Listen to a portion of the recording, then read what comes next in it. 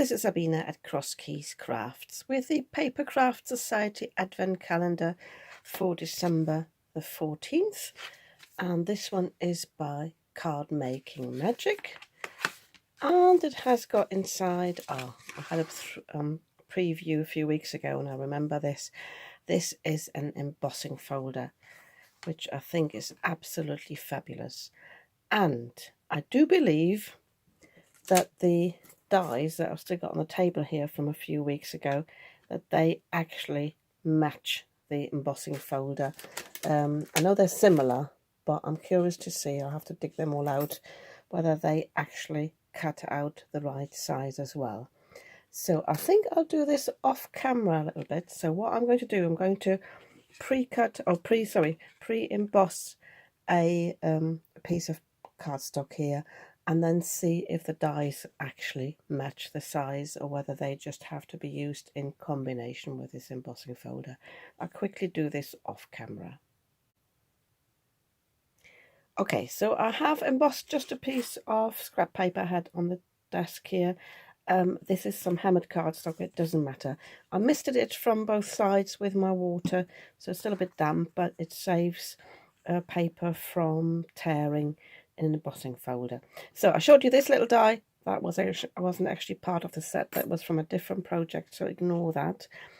I had hoped that the flowers here, whatever, would be the same size as the dies, but they are actually a little bit smaller, because that would have been cool to cut them out, but they don't quite match.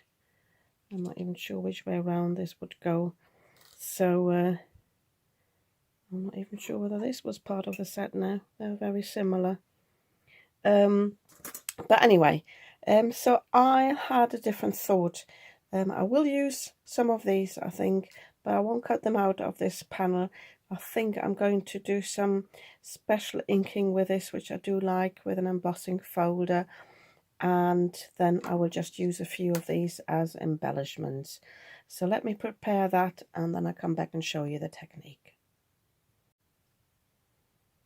The technique I'm going to show you, I've used that a few times before. I've got a video up where I'm actually inking up both sides and work with that, which wouldn't work with this one because it's not a symmetrical embossing folder. But I'm going to ink up this side of the embossing folder. So this has got the recessed bits here, the ones in black are all recessed. And I find the easiest way, if you want to, you can just swipe the ink pad on there, but I find you get a better result if you use a brayer. I've just got this mini brayer, so I'm just picking up ink just like this, and I'm just inking this up, going both ways, because this way you don't have any marks from the ink pad. If I just use this ink pad as it is, I would have some oval shapes on this. So I'm making sure there's ink everywhere. Ideally, probably I would have cleaned it before. There might be some excess there from the production, because it doesn't take the ink everywhere, but it will give some sort of watery effect anyway, so I think this is fine. And the advantage of the brayer is it doesn't go into the recessed bits, so you're definitely safe here. So I've pre-cut my piece of cardstock. I'm going to mist it as normal, just holding it away from the embossing folder. So I'm just misting it on one side, not the one I'm putting in, and I'm just placing this here against the hinge. Make sure once you've placed it down you don't move it. And now I'm putting it through my die cutting machine. Just quickly do this on the side here.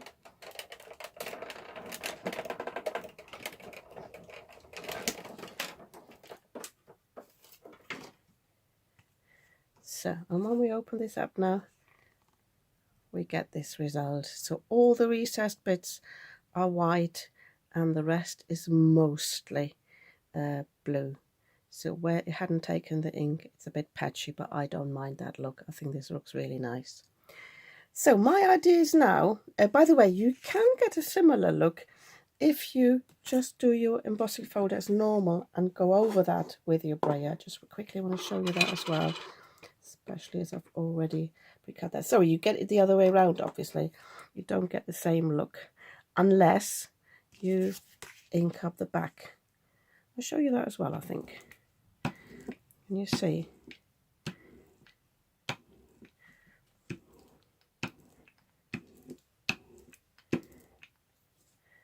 So, but if I show you this in comparison now,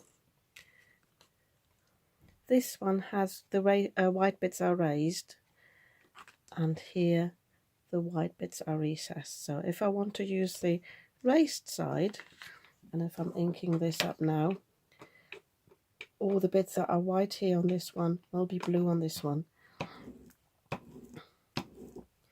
And again, I find the brayer gives the best result.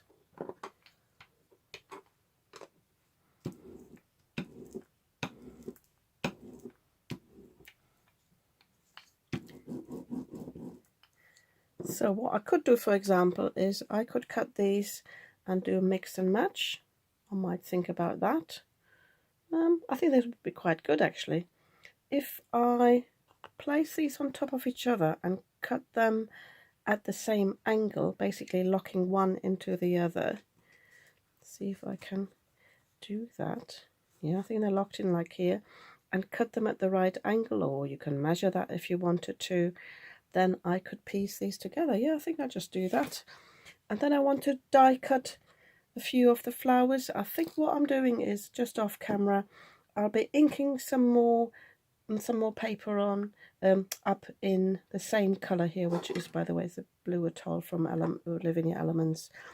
And I might mix and match a little bit with a salvage patina for the greenery, and then just place these on top. I'll have a quick thing, but yeah, I've just locked these in so I can cut them at the right angle, and I will also cut the whole panels down and cut the edges off. So this was a little bit of a fail, because apparently I hadn't aligned them properly and I hadn't locked them properly in. So these pieces here don't really match these pieces here. So I could either ignore these, or I could glue these down, but with a bit of a gap, so that theoretically it looks like I've cut a bit away. And the same here, I would have to cut this one a little bit shorter so it looks, or even cut a bit off here so it looks like it matches, because they're sort of about 2 millimeters out, and ideally I wanted them to sit like this. So if I just cut a little bit away, well, I would have to cut a little bit further more away, and then maybe add a few pieces, I think I get the right overall look. And I could do that with these pieces as well, but I think I'll leave it for with one card now. So I shall quickly do this. But if you don't want to do that, make sure they're properly aligned and they do actually match. I quickly do this, and yeah, we'll also create some strips. I might just use some leftovers from here, ink them up, or maybe even just leave them in white, just use the back and place them in between. I'll have a little think about it, unless I introduce another colour. So I'll talk you through what I have done. First of all, I'll just have used some scrap copy paper here and have placed all these bits down here, because I find it easier than just to cut this out and stick it onto the main card base. So I'm going to cut this to size. I just inked up these strips with the residue on my brayer, and so I have some matching cardstock there. Obviously, because it's not embossed, these sit a bit lower, but I think that's fine, because we will cover them anyway. So then my thought was to just die cut some pieces and use the salvage patina. I used the hammered cardstock, this is why this is so speckled, but I found this was not enough contrast. So I had a look in my paper supply, and I found some matching solid cardstock, which I think pops really nicely on the top, but it blends in really nicely as well. So I decided to have a mat in the back, but because I needed another little piece, I just cut that out in the middle. Nobody will notice because this is thick enough, and so this will be covered anyway, the whole. I just cut this little ticket for a sentiment that I still have to find in my stash. And then I cut all these pieces from the same blue cardstock, or paper it rather is, and also the inner bits I cut in white. I just spotted I need to glue one more down. So, and then I'm just planning to arrange these flowers sort of along here, just the foliage maybe, and then some individual flowers. I'll have a play off camera again, I think, and then just add the sentiment. I try not to have it too busy, not to cover too much, because then it could easily be too busy. But yeah, as I said, I'll have a little play. I might pop some of them up on foam, especially the bigger flowers. I'll have a look, as I said, without making it too busy. Maybe just pop these where these are underneath, and I think that might work just about. I'll have a play off camera. I won't bore you with that, and then I'll just show you the finished card. This is one of those cards where I think something's missing, but I don't know yet what it is.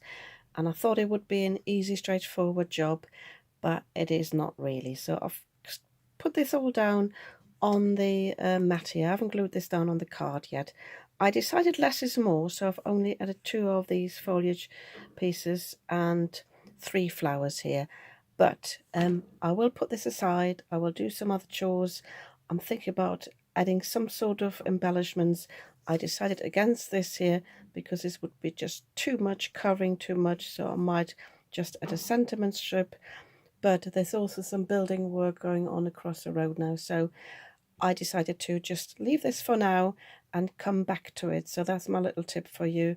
If you find something's not working out, don't give up, don't overdo it, step away and have a little think. So I'll be doing my other chores that I need to do today and then come back to this. As I said, I can imagine maybe some embellishments. I've got some beads here on the side. It needs something else, but I don't know yet what. So I don't know yet what it needs. So as I said, I'll step away now, and for you it will only be a few seconds until I come back. So I'm back after about an hour. I had a thought about this and I decided this needs some upgrading. By the way, it's just upside down. I thought with some sort of metallic look. And at first I thought about heat embossing, but the problem is with heat embossing, because I've got layers here, the embossing powder could easily be caught behind the die cuts. So I decided against that, and I decided to go in with some foiling. Apologies, by the way, if you still hear noise in the background. They're just taking down scaffolding across the road. So I've also die cut a sentiment here, stamped and cut a sentiment here just to go across here, because it needed something. I just popped it up on foam, on a foam strip, so that will go across here. But the easy way to do some foiling on this is to use a tacky glue, and I'm just using my usual 2-way zip glue. So I decided, rather than going in at the flowers, to just put glue on all these dots. And what you need to do is just put it on, and it's blue to start with, and when it turns clear it means it's dried and is ready to adhere anything you put on it, and that works perfectly with the foil.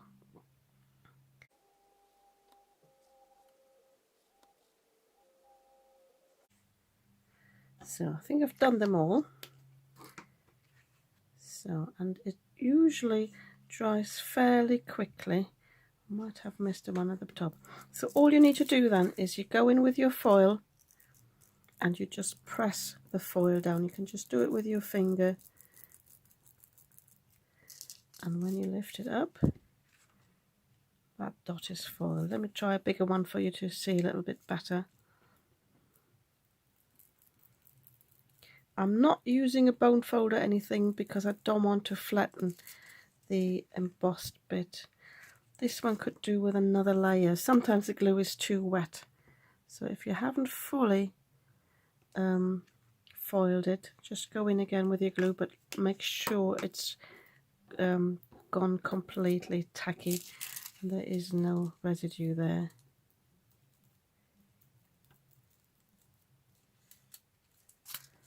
So I don't know if the camera picks it up, but I think it does make a difference.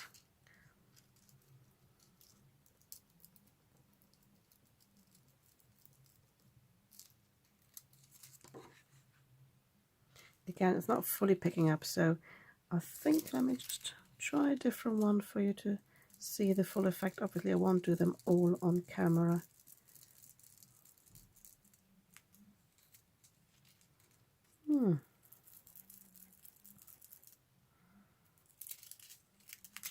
No, it's not perfect. I'll probably have to go in with the glue again. Sometimes it helps. Let me just find some scrap paper here.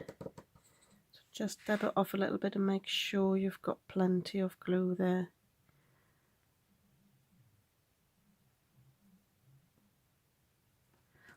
Also, sometimes the cardstock absorbs it too much, so I'm not going in there just yet. I'm trying the ones at the bottom here.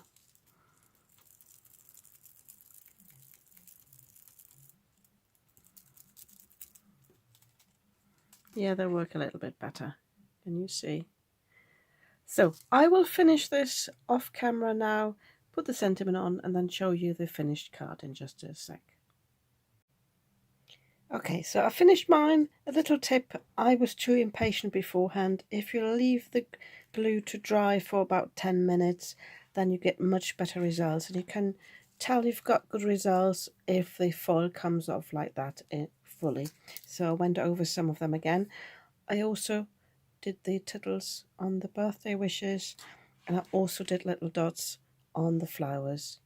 And I think this is really nice now. So all I need to do now is stick down my sentiment here. I'll do this off camera in a moment, but yeah, I'm really pleased with this one now. So it's been upgraded a little bit. Oh, by the way, if you have any residue of foil, I've got a bit on the top there because sometimes the glue sticks on here with the foil and then it comes off in areas where you don't want to. Just use your glue eraser and you can just rub that off and then you're doing fine. Yeah, I'm really pleased with this one now. It's not too much, but it's enough, good enough interest with the silver foil there. And yeah, I'm really pleased with this. I still think that Craft Stash missed out on a little trick by having these flower dies bigger than the flowers and the foliage on the embossing folder, because that would have been really cool if I had been able to cut those out and create a completely different style, but never mind. Yeah. Oh, and that also brings me to a point. A few people have said on the Facebook page, you know, do you really get your money's worth? I think on a day like this, when you have an embossing folder costs quite a bit. I think it makes up for a few things that have been in the advent calendar so far that are not as pricey. And I will definitely use this embossing folder again. I think it's really, really pretty. Yeah, if you like my card, you might want to give me a thumbs up.